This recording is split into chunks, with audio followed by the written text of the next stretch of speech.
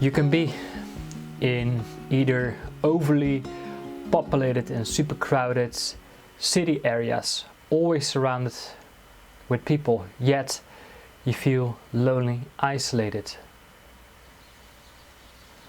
Or you can surround yourself in a beautiful forest, nature, alone, yet you do not feel lonely. You can enjoy the solitude, perhaps.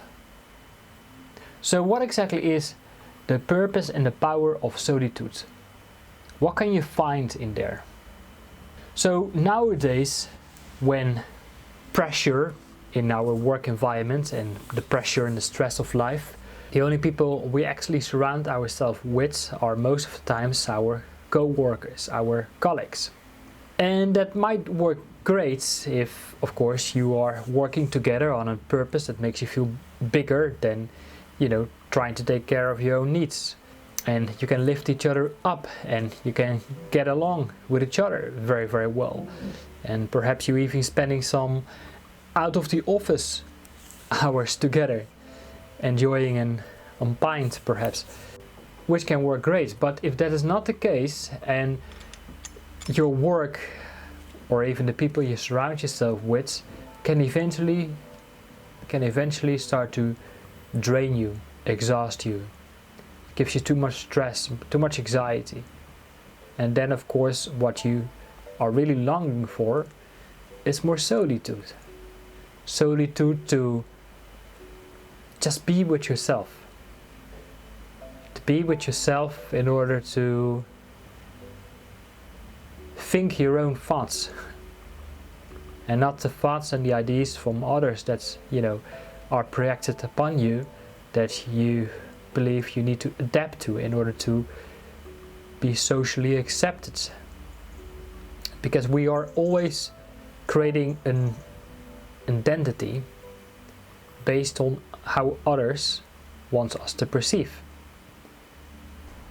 And that sometimes can make us feel a little bit lost when our external world is not really in line with our internal world, how we actually want to see ourselves. And when we actually can also feel our own feelings and we can express them, we can get in touch with our own truth. Like, this is who I am, this is what I stand for, and this is what I want to bring to the world. And this is how others can also see me in that way. Therefore, solitude can work very well if you're trying to figure out what exactly that means for you. Solitude has an enormous power in order for you to get in touch with your own voice. To get in touch with your own internal world. Trying to figure out what it is that gives you energy, that makes you feel alive, joyful, piece of purpose, as a cause, as a mission. It's working on something that is maybe not really 100% clear what it is that you are working on, yet you are working on a puzzle. You're working on a puzzle in order to create, let's say, wholeness within yourself. And that puzzle is maybe also a purpose that feels much bigger than, yourself. And sometimes you can only get in touch with that when you give yourself some time to reflect in solitude, to get more in touch with your own inner world. And that's exactly the purpose of solitude. Now, as a child, I always chose for solitude because very soon in a very young age I figured that people can't be trusted. People let you down, they disappoint you. Therefore, I needed my solitude in order to get in touch with my own self, to gain clarity over myself and my life and what's next. So pretty soon I started to identify myself with this thing called solitude, that this is the best thing for me. And I saw a tremendous amount of power in that. And now, when I came to the metropole of London, it's very easy. It's very easy to stay in solitude, because everybody is way too busy with themselves and everybody is trying to, find their own way in life.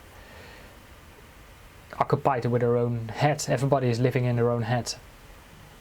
And then before you know it, this thing called solitude can also get a little bit out of balance, where you feel you are completely invisible, and when you start to feel isolated perhaps from yourself and from others and the world around you.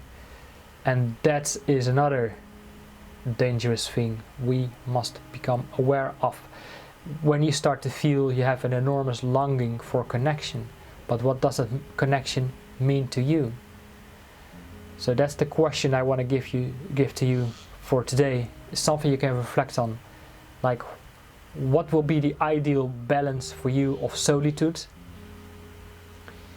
where you still can experience connection, yet also time with yourself and for yourself to reflect on the things that matter most to you. Become more aware of the thoughts, the feelings, the emotions, the ideas that you have about yourself and that you want to bring to the world, and how you want to value yourself so others can also value in that way. What will be the ideal balance for you? Let me know. Leave a comment below. Thank you and see you in the next one.